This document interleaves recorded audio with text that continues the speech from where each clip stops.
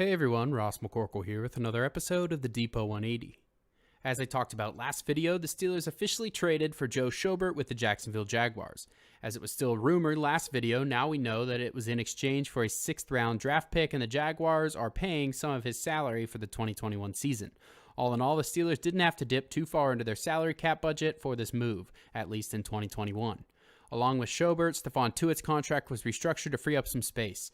Be sure to check out Dave Bryan's salary cap articles on the site where he meticulously keeps record of all past information to be able to accurately calculate the salary cap.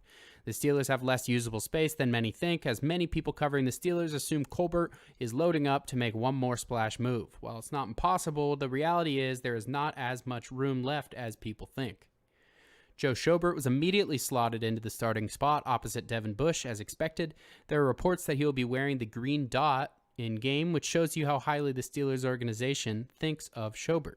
He will have his work cut out, learning a defense and leading it at the same time, but there is some familiarity given his past in the AFC North. Keith Butler was interviewed after a practice and emphasized that the Schobert trade was not an indictment of Devin Bush, saying, quote, "We want two linebackers who know what the crap they're doing."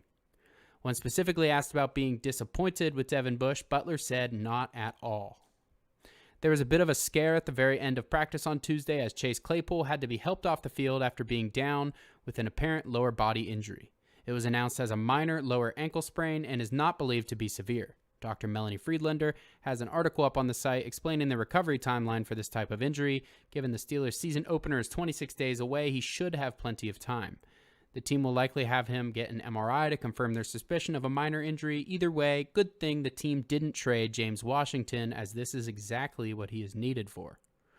The first roster cutdown of the season occurred today as all teams needed to cut from 90 to 85 players. The Steelers cut wide receiver Isaiah McCoy, tackle Brandon Walton, kicker Sam Sloman, defensive tackle Abdullah Anderson, and defensive back Steven Denmark. Of all the cut players, only Isaiah McCoy was a rookie. Be sure to check out the site for roster projections as we move closer to the start of the 2021 season.